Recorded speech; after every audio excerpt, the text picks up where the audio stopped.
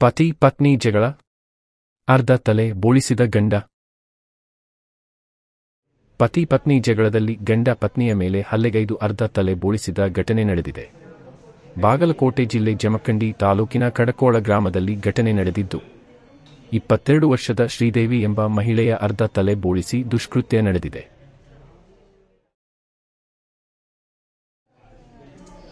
ಶ್ರೀದೇವಿ ಪತಿ ಬಸಪ್ಪ ಹಾಗೂ ಸದಾಶಿವ ನ್ಯಾಮಗೌಡ ಅವರಿಂದ ಈ ಕೃತ್ಯ ನಡೆದಿದೆ.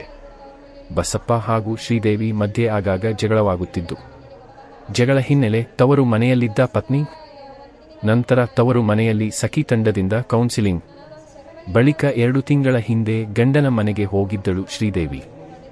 ಮತ್ತೆ ಕುಡಿದು ಬಂದು ಪತ್ನಿ ಜೊತೆ ನಿರಂತರ ಜಗಳ ಮಾಡ್ತಿದ್ದ ಗಂಡ ಬಸಪ್ಪ ನಿನ್ನೆ ರಾತ್ರಿಯೂ ಗಲಾಟೆಯಾಗಿತ್ತು. ಗಲಾಟೆ ಬಳಿಕ ರಾತ್ರಿ ಅರ್ಧ ತಲೆ ಬೋಳಿಸಿ ದುಷ್ಕೃತ್ಯ ನಡೆಸಿದ್ದಾನೆ. ಪತ್ನಿ ಶ್ರೀದೇವಿ ಬಾಗಲಕೋಟೆ ಜಿಲ್ಲಾಸ್ಪತ್ರೆಗೆ ದಾಖಲು ಆಗಿದ್ದಾರೆ.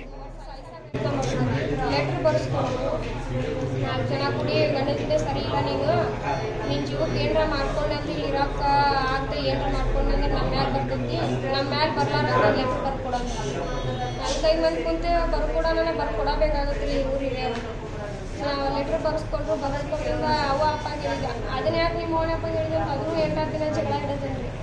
ಅವ್ವ ಅಪ್ಪಗೆ ಯಾಕೆ ಹೇಳಿದ್ರಿ ಲೆಟ್ರ್ ಬರ್ಸ್ಕೊಂಡ್ರು. ಈಗ ನೀನೇ ರೈಟ್ ನಡುವಣ್ಣಗೆ ಬಂದೈತ್ರಿ. ಅವ್ರು ಸದಪ್ಪ ನಮ್ಮ ಬಂದ್ರೆ ಎಣ್ಣೆ ಹೊಡೆದು ಬಂದಿದ್ದಾರೆ. ಎಣ್ಣೆ ಹೊಡೆದು ಬರೋಣ ಇವ್ರು ಅವ್ವ ಅಪ್ಪ ಹಾಕಿ ಜಗಳದಾಗ ಅಂದಿದ್ದಾರೆ. ಹಿಂಗಾಗಿ ಸುಳ್ಳ ಬರಲ್ಲ ಹೇಳಿ ಮದುವೆ ಮಾಡ್ಕೊಂಡಿದ್ವಿ, ನಮ್ಮ ಕಡೆ ಅವರ ತಲೆ ಬೋಳಿಸ್ತಿದ್ದೀವಿ, ಹಂಗೆ ಹಿಂಗೆ ಒದರಾಡಿದ್ದಾರೆ. ನಿಮ್ಮ ಓನಪ್ಪ ಹಿಂಗಂದ್ರಲ್ಲ, ನಿಮ್ಮ ಫ್ಯಾಮಿಲಿ ನಮ್ಮ ಅವ್ವನ ತಲೆ ಬೋಳಿಸ್ತೀವಿ ಅಂದಿದ್ದೆ. ನಿಮ್ದು ತಲೆ